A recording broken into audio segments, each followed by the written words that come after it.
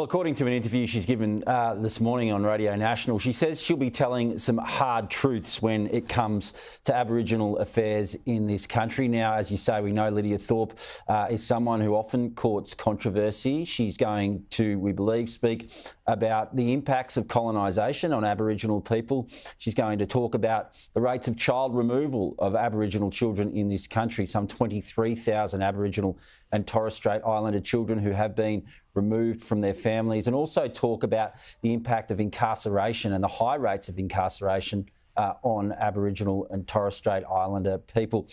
She will describe the Voice as a powerless tool, Laura, that is part of a colonial system. That's why she is opposing the Voice to Parliament that's going to be the subject of a referendum later this year. But interestingly, she has also said, and is likely to say again, that she won't be actively campaigning against the Voice. She is on the no side, but you won't find her out there campaigning for Australians to vote against this proposal. Yeah, well, look, we see this big split between the no camp and those who think it goes too far, those who say it doesn't go far enough. You did a whole documentary on this. What's the background to the split? Where do you see this ending up? Well, this really goes all the way back to the Constitutional Convention that was held at Yulara at the foot of Uluru back in 2017. Now, when those delegates met at Uluru, when they came up with the Uluru Statement from the Heart, when that decision was made, there was actually quite a bit of controversy. There were people who walked out of that meeting, people including Lydia Thorpe and others, who believed that what had been come up with, the Uluru Statement from the Heart, that proposal, was not what they wanted. They wanted to see, something more concrete, something that went further. It's interesting, if we look at the history of this, that the Uluru Statement from the Heart was actually a compromise that was made. It was an attempt to find middle ground. And, having interviewed Noel Pearson at length for the documentary that I did here on Sky News, it's also been running on the Voice channel, you can see that he's somewhat frustrated that he was trying to give ground to the Conservatives when he came up with the Uluru Statement from the Heart. There'd been an earlier proposal that constitutional recognition would also include a Non-Discrimination Act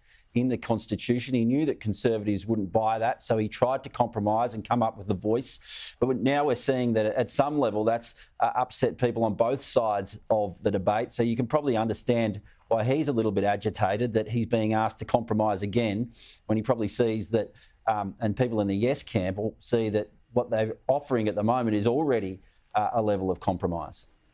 Yep. So, Matt, we expect this in October. The polls don't look good. The feeling doesn't feel great. It's kind of doomed at this point, isn't it?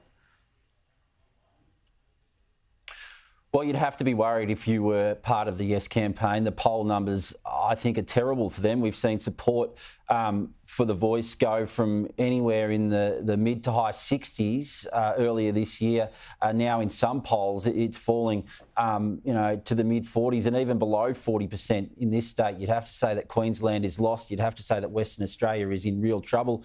And one poll just a week or so ago had Yes behind in all 6 states, remembering that they will not only have to win an overall majority, but they will have to win 4 of the 6 states for this referendum to be successful. In some ways, I think, Laura, that they've been undone by those who are supporting them. You are seeing these corporations, you are seeing some of these bigger companies really lend their support to the Voice. And I wonder whether that, is putting some people off when they see, banks, or they see, an airline like Qantas or whatever come out and support the Voice. I think people who are feeling like they're struggling with the cost of living or struggling with other things just think, well, that's just going to put me off this proposal more than it's going to attract me to vote for it. And you're obviously seeing, the opposition leader and people in the No campaign sort of latch on to those sort of issues and that support that's coming from those corporations, and then frame this as a sort of elitist proposal that is a long way from the concerns of people in remote and regional Australia. Yeah, you're spot on, Matt. Thanks so much. Speak to you soon.